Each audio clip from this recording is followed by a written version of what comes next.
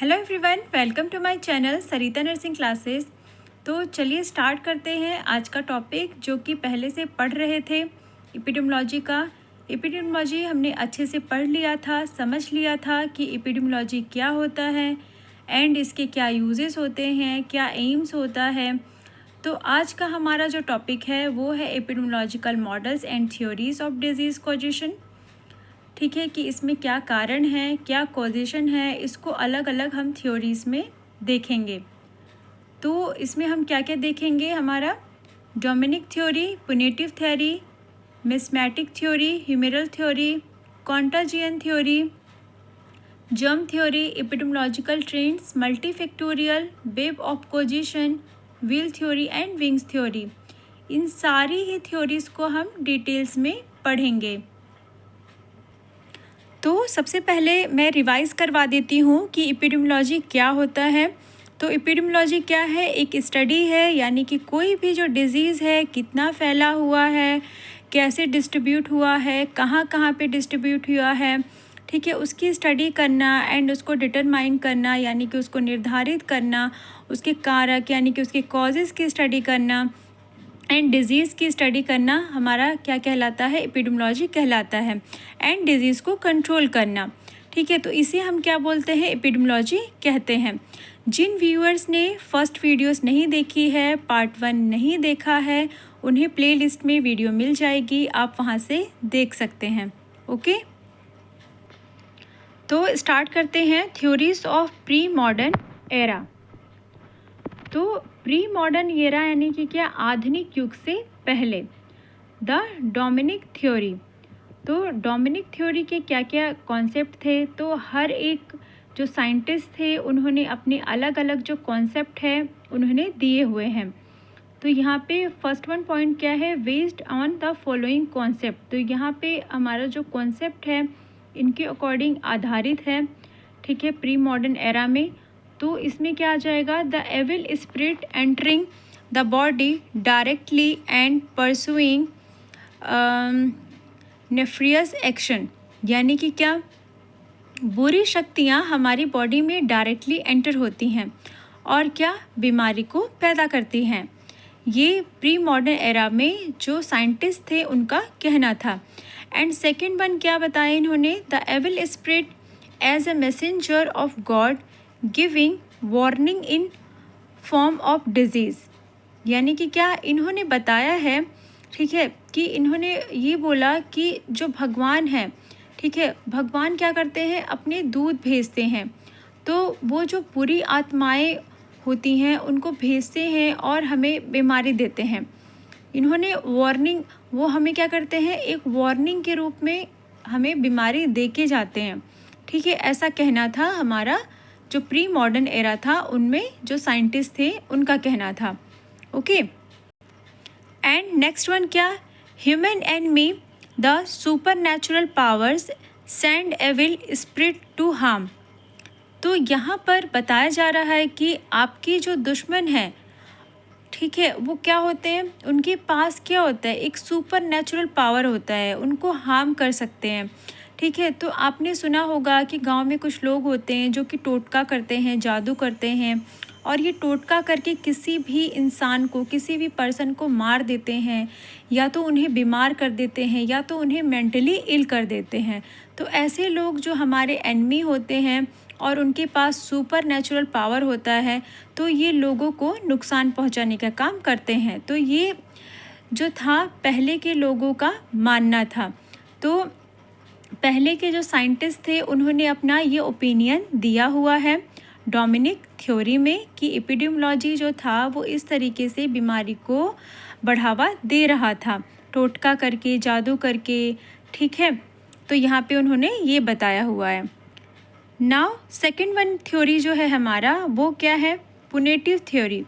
तो पुनेटिव थ्योरी में क्या है, this theory explain that the disease as a punishment by the outraged God for any bad deed done by the individual. तो ये theory क्या है, मॉडर्न एरा के पहले की थ्योरी है ये। तो इसमें क्या बताया जा रहा है, तो किसी व्यक्ति के जो बुरे कर्म की वजह से जो भगवान नाराज़ हो जाते हैं, गॉड गुस्सा हो जाते हैं, तो उन्हें क्या करते हैं, पनिशमेंट देते हैं। और पनिशमेंट जो होती है वो किस रूप में देते हैं, एक बीमारी के रूप में देते हैं। तो ये कहना था पुनेटिव थ्योरी का, यानी कि पुराने लोगों का कहना था कि जो आप बुरा करोगे तो भगवान आपको पनिश करेंगे, आपको बीमारी दे देंगे। तो ऐसा मानना था लोगों का। ठीक है। Now next one, third one जो हमारा थ्योरी है वो है मिसमेटिक थ्योरी।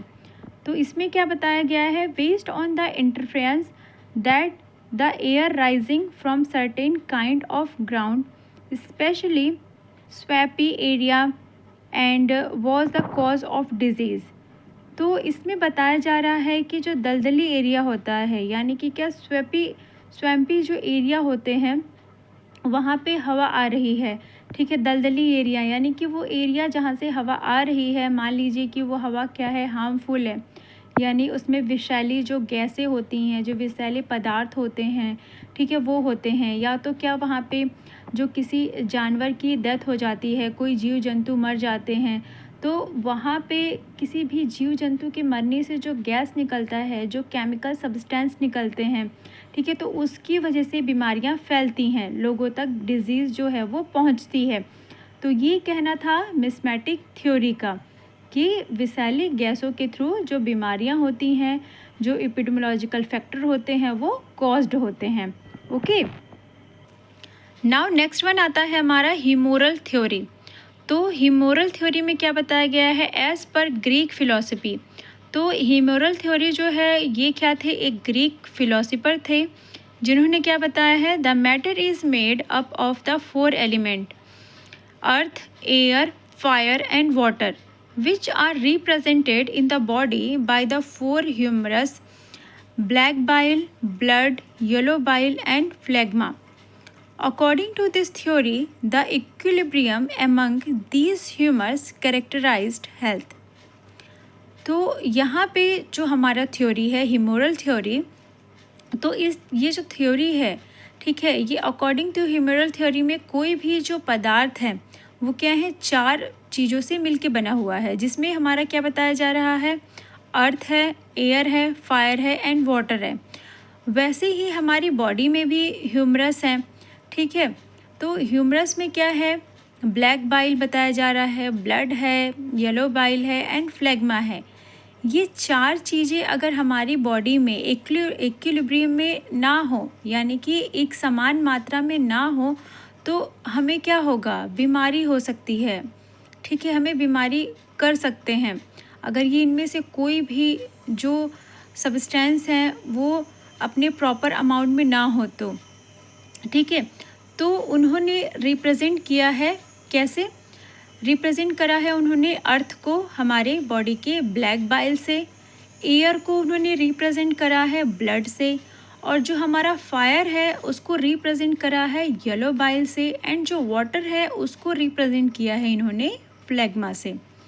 तो ये जो है ह्यूमोरल थ्योरी में साइंटिस्ट ने बताया है। ठीक है, कि जो डिज़ीज़ होती है वो इस तरीके से होती है, अगर हमारी बॉडी में जो ब्लैक बाइल है, ब्लड है, येलो बाइल है, फ्लेग्मा है, अगर ये इक्विलिब्रियम ना हो तो ये क्या कर सकते हैं, ह्यूमर कैरेक्टराइज कर सकते हैं, यानी कि हेल्थ को नुकसान पहुंचा सकते हैं। ओके, नाउ नेक्स्ट वन आता है हमारा कॉन्टाजियन थ्योरी।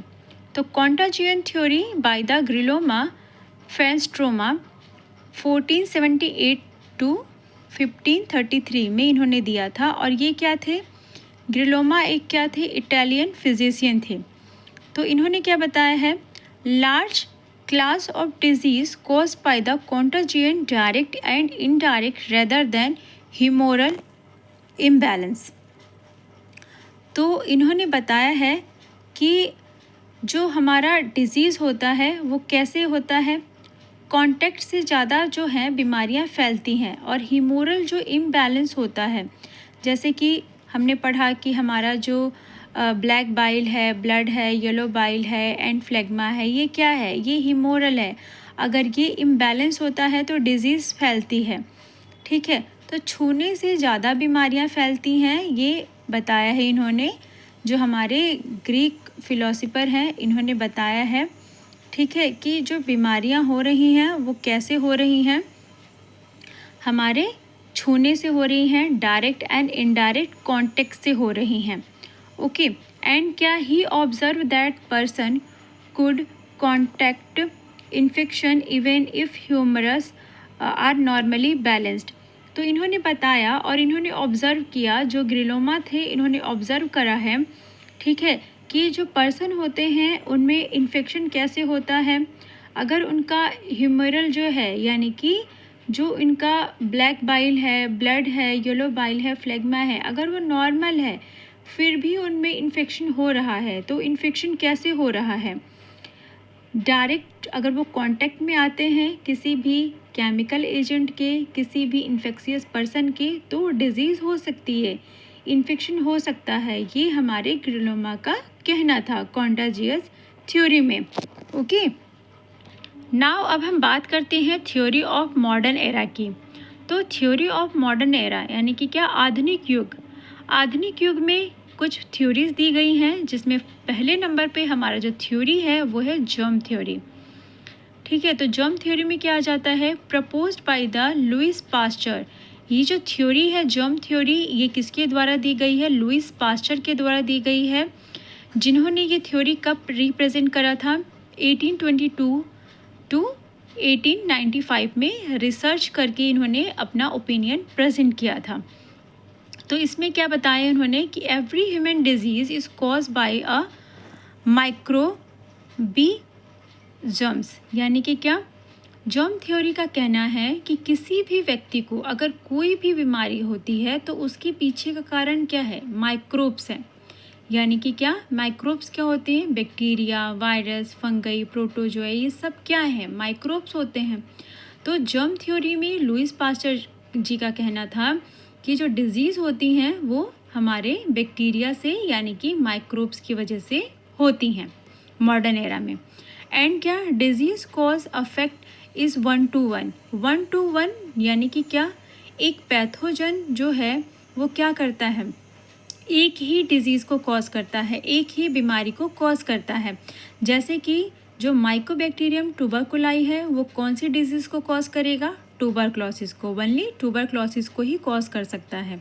ठीक है, दूसरी जो डिजीज़ होती हैं, दूसरी जो बीमारियां होती हैं उनको वो कॉज नहीं कर सकता। तो इन्होंने बताया कि जो डिज़ीज़ होती हैं, जो डिज़ीज़ कॉज होती हैं, जो कि अफेक्ट करती हैं, वो 1 to 1 होती हैं। 1 to 1 यानी कि क्या, एक जो माइक्रो ऑर्गेनिज्म है वो एक ही डिजीज़ को कॉज करता है। ठीक है, जर्म थ्योरी में लुइस पास्चर जी ने बताया।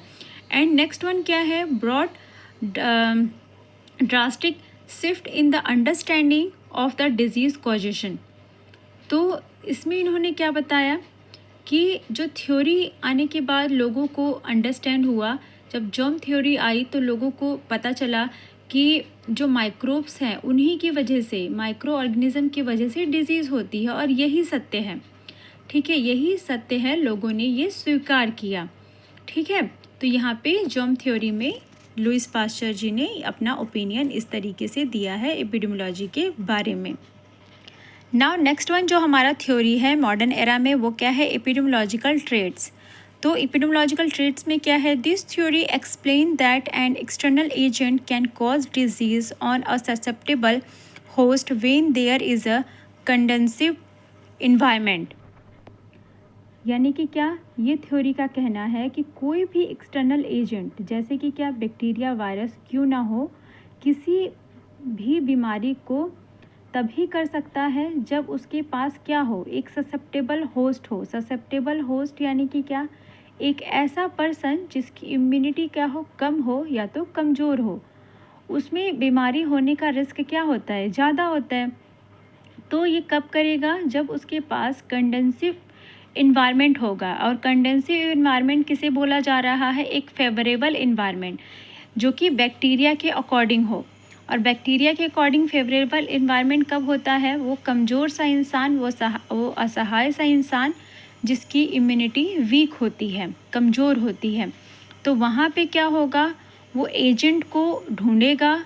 ठीक है, जो भी माइक्रो ऑर्गेनिज्म होगा वो एजेंट को ढूंढेगा, देन उसके अंदर अपना होस्ट को एक्यूमुलेट करेगा और अगर उसे सुटेबल इन्वायरमेंट मिल जाता है उस ह्यूमन बॉडी के अंदर तो वो क्या करेगा, डिजीज़ को कॉज कर देगा, इन्फेक्शन को कॉज कर देगा, बीमारी को बढ़ावा देगा। ठीक है, तो एपिडेमियोलॉजिकल ट्रेट्स में इन्होंने ये अपना बताया हुआ है कि जो बीमारियां होती हैं वो किस तरीके से फैलती हैं। तो ससेप्टेबल होस्ट चाहिए होता है किसी भी बीमारी को घर बनाने के लिए। ओके, नाउ नेक्स्ट वन आता है हमारा मल्टी फैक्टोरियल थ्योरी। तो मल्टी फैक्टोरियल थ्योरी ये भी हमारा मॉडर्न एरा का थ्योरी है। इसमें क्या बताया गया है, propose by the pattern favour. इन्होंने क्या बताया है, germ theory was the relatively good in explaining communicable disease, but rise in the non-communicable disease needed another explanation। तो ये क्या कह रहे हैं, इनका कहना है कि जो जर्म थ्योरी है उसमें क्या बताया गया है, वो रिलेट किया गया है कि इन्होंने जर्म थ्योरी में एक्सप्लेन किया है ओनली कम्युनिकेबल डिजीज़ को, लेकिन जर्म थ्योरी में कम्युनिकेबल नॉन कम्युनिकेबल जो डिजीज़ हैं, ठीक है, उसके बारे में इन्होंने नहीं एक्सप्लेन किया है। तो वहाँ पे नीड है एक्सप्लेन करने की। एंड क्या, factor like genetic, nutritional, immunological, metabolic, cytological factor have been identified as a cause for the specific disease. तो ये बता रहे हैं कि जो फैक्टर होते हैं वो जेनेटिक फैक्टर भी होते हैं जो कि डिज़ीज़ को कॉज करते हैं। जेनेटिक फैक्टर कैसे, कि अगर कोई डिज़ीज़ पेरेंट्स को है तो मे बी आगे चल के वो डिज़ीज़ चिल्ड्रंस में आ जाती है ऑटोमेटिकली एक टाइम के बाद।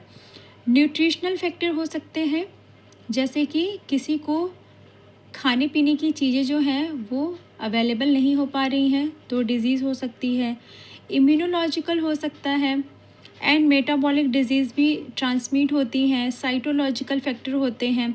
तो इन सब को आइडेंटिफाई करना है, ठीक है। एंड क्या, जो स्पेसिफिक डिज़ीज़ हो रही हैं, कोई भी स्पेसिफिक डिज़ीज़ XYZ कोई भी डिज़ीज़ हो सकती है, वो कैसे हो रही है उसके कॉजेज़ का पता लगाना है, ठीक है। तो ये मल्टी फैक्टोरियल थ्योरी में इन्होंने अपना ओपिनियन दिया हुआ है एपिडेमियोलॉजी के बारे में। नाउ नेक्स्ट वन क्या है हमारा, वेब ऑफ कॉजेशन थ्योरी। तो web of causation theory, web यानी कि क्या, एक जाल।